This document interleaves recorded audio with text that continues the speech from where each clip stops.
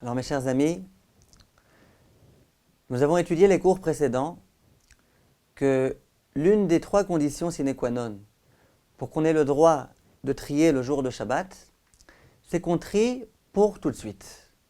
Ça veut dire, je répète succinctement, si jamais je viens trier quelque chose pour un repas qui va être dans quelques minutes, si jamais je sais que par exemple trier, ça va prendre environ 5 minutes, eh ben, j'aurai le droit, 5 minutes avant le commencement du repas, de trier pour le repas.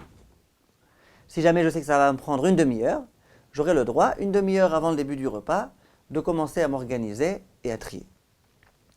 Je vous pose, mes chers amis, deux questions. Première question. Imaginez que je ne connaissais pas bien la halakha et que j'ai trié pour dans quelques heures. Donc bien évidemment, j'ai commis une interdiction, vraiment une interdiction de la Torah, qui consiste à trier. Et j'avais vraiment pas le droit de le faire. J'avais le droit de trier pour tout de suite, pour dans quelques minutes, pas pour dans quelques heures. Maintenant je me dis, la vérité c'est que c'est un problème ce que j'ai fait. J'ai envie maintenant de réparer ma Avera. Et donc je me dis, bon, alors voilà, j'ai déjà commis la Avera, mais c'est pas grave. Maintenant je vais tout de suite manger ce que j'ai préparé. Comme ça je répare. Si jamais j'avais préparé pour tout de suite, ça aurait été autorisé. Quel est le problème? C'est que j'ai préparé pour dans 3 heures. Alors effectivement, si j'ai préparé dans 3 heures, pour dans 3 heures, et que je mange dans 3 heures, alors là j'aurai une interdiction de la Torah. Mais si finalement je mange tout de suite, eh ben, il va s'avérer rétroactivement que j'ai préparé pour tout de suite. Et donc j'aurai les trois conditions, j'ai pris le bon du mauvais, avec la main ou avec un couteau ou une fourchette, et puis je l'ai fait pour tout de suite. Quelle est la halakha? Est-ce que effectivement au moment où je vais manger tout de suite, je vais réparer ma faute ou pas? Est-ce que au moment de Yom Kippour, lorsque je vais dire à Hachem, Hachem j'ai fauté, est-ce que je vais lui dire j'ai fauté et le jour de Shabbat, telle semaine, j'ai enfreint une avéra de trier Shabbat? Ou est-ce que je dirais non, j'ai rien enfreint du tout, j'ai consommé. Tout ce que j'ai fait, je l'ai consommé immédiatement. Alors qu'en pensez-vous mes chers amis? Il faut connaître ici un principe qui concerne toutes les lois de Shabbat et qui est fondamental. Le principe est que, je vous le dis en hébreu, Melechet marchevet asra Torah. La Torah, elle a interdit des choses qu'on fait avec une certaine intention. Ça veut dire que l'intention, elle a une importance particulière. Et ce qui va déterminer l'interdiction de l'acte que je vais commettre souvent, ça va être l'intention que j'investis dans cet acte. Pour prendre cet exemple précis, au moment où j'ai fait l'action qui s'appelle trier, parce que j'ai quand même fait une action, j'ai pris le bon du mauvais, d'accord, mais c'était une action de trier, j'ai trié le bon du mauvais. Qu'est-ce qui aurait pu m'autoriser si je l'avais fait pour tout de suite? Simplement, je ne l'ai pas fait pour tout de suite. Dans mon intention était de commettre quelque chose d'interdit, que je sache ou que je ne le sache pas. Mon intention, c'était de préparer pour dans 3 heures. Donc j'avais effectivement un véritable problème de trier pour dans 3 heures. Simplement, je me dis, eh bien finalement, tout compte fait, je vais manger tout de suite. Dis la halakha, que tu manges tout de suite, ça ne résout pas du tout le problème. Pourquoi ça ne résout pas le problème? Parce que ton intention au moment où tu l'as fait, c'était pour dans 3 heures. Étant donné que tu as fait un acte qui était accompagné d'une intention, qui étaient tous deux interdits, lorsqu'il y a eu la jonction de cet acte avec cette intention, c'était interdit, eh bien, on peut désormais plus rattraper. L'acte qui a été commis, et donc il n'y a aucun moyen de rattraper. On raconte une histoire à propos du Gaon de Vilna.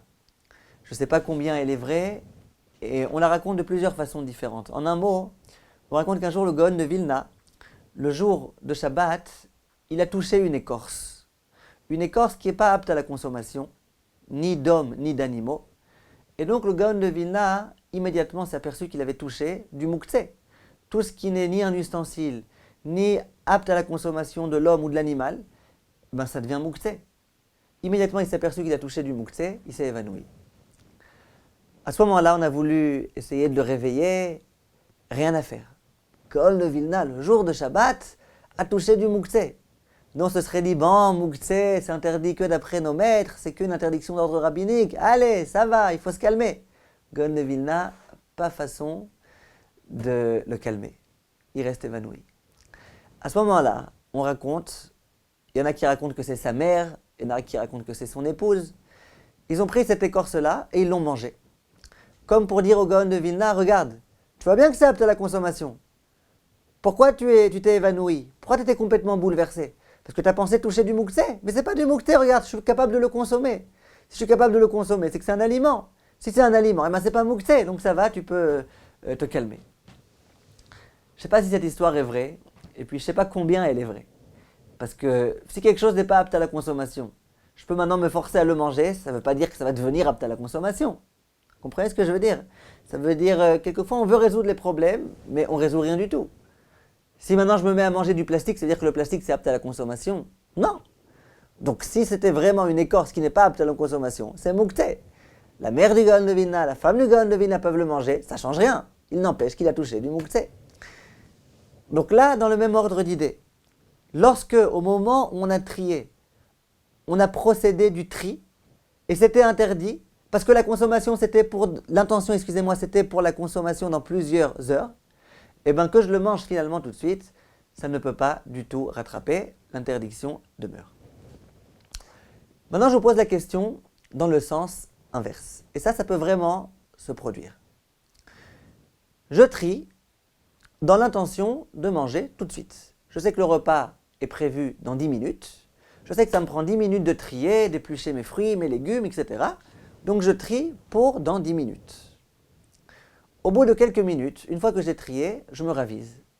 Et je me dis non, finalement, je vais consommer ça dans 2 heures. Y a-t-il une interdiction ou pas? Je répète le cas, dans mon intention de départ, j'ai trié pour consommer tout de suite. Donc, j'étais irréprochable. J'avais fait tout ce qu'il fallait comme il fallait. J'ai pris le bon du mauvais, je l'ai fait pour tout de suite, avec la main, il n'y a aucun problème. Quel est le problème? C'est que finalement, je change d'avis. Et il s'avère que je vais consommer ça dans plusieurs heures. Et là, il y a vraiment un problème donc de trier. Si depuis le début, je l'avais fait pendant plusieurs heures, j'aurais eu vraiment une interdiction. Comment on considère cette halakha-là? Alors, si vous avez bien compris la logique de la halakha, dans le premier cas, là, je suis sûr que vous allez me dire que, je vous laisse réfléchir quelques secondes, là, vous allez me dire que quoi? Que c'est permis ou que c'est interdit? Réfléchissez bien. Là, vous allez me dire que c'est autorisé. Pourquoi? On a dit que, concernant les lois de Shabbat, on va beaucoup d'après l'intention. Mon intention, c'était de trier pour tout de suite. Donc, au moment où j'ai fait l'acte, l'acte était accompagné d'une intention qui était immédiate. Donc, l'acte accompagné de l'intention immédiate, ça confère à cet acte-là de borer un caractère autorisé. Donc, au moment où j'ai été borer, au moment où j'ai trié, je l'ai fait de façon permise. J'ai pris le bon du mauvais avec la main pour tout de suite. Donc, il n'y a pas de problème. Donc, a priori, vous aurez raison de dire qu'il n'y a pas de problème. Au moment où je l'ai fait, je l'ai bien fait. Je ne savais pas du tout que j'allais changer d'avis. Je n'étais pas censé changer d'avis. Et si finalement je change d'avis, eh bien, il n'y a aucun problème. Simplement, il y a un grand décisionnaire qui s'appelle le Pri Megadim et qui écrit pas comme ça. Il écrit, je vous dis les mots qu'il écrit, Lo arich le me'abad achi. C'est de l'araméen, et ça signifie la chose suivante, ça veut dire, c'est vrai que d'après la stricte halakha, ça devrait être autorisé, comme on l'a expliqué.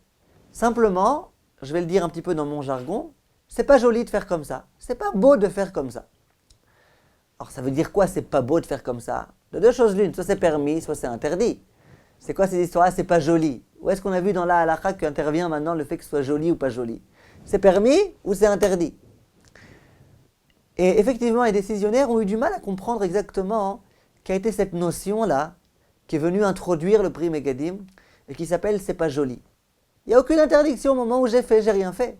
Et donc ça doit être a priori complètement autorisé.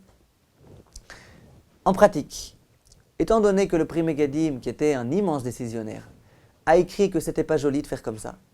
Donc en pratique, au moment où on a trié pour tout de suite, eh ben, il faut essayer de s'efforcer de manger tout de suite. Au moins un petit quelque chose, de manger tout de suite. Pourquoi? Comme ça, non seulement d'après la Torah, on n'a pas de problème, mais même d'après le Pri Megadim, on n'a pas de problème. Le Pri Megadim dit c'est pas joli, ça veut dire que finalement il va s'avérer que j'ai trié maintenant pour dans 3 heures. Et les gens qui vont me voir, ils vont penser que j'ai trié pour dans 3 heures. Ils ne sont pas capables de lire mes intentions. Donc, dit le Pri Megadim, c'est un petit peu problématique.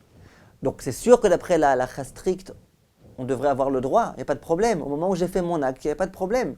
Il ne peut pas y avoir un problème qui va être créé ensuite.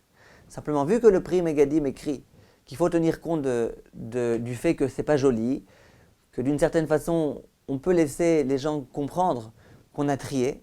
Donc l'idéal, c'est au moins de manger un petit peu maintenant pour qu'il n'y ait pas de problème. Voilà ce qu'écrivent les décisionnaires, mais à nouveau, bien que même si jamais on ne mange pas tout de suite, eh ben, on n'a aucune interdiction de la Torah, parce que au moment où on a trié, notre intention n'était pas du tout de trier pendant longtemps, mais c'était de trier pour tout de suite.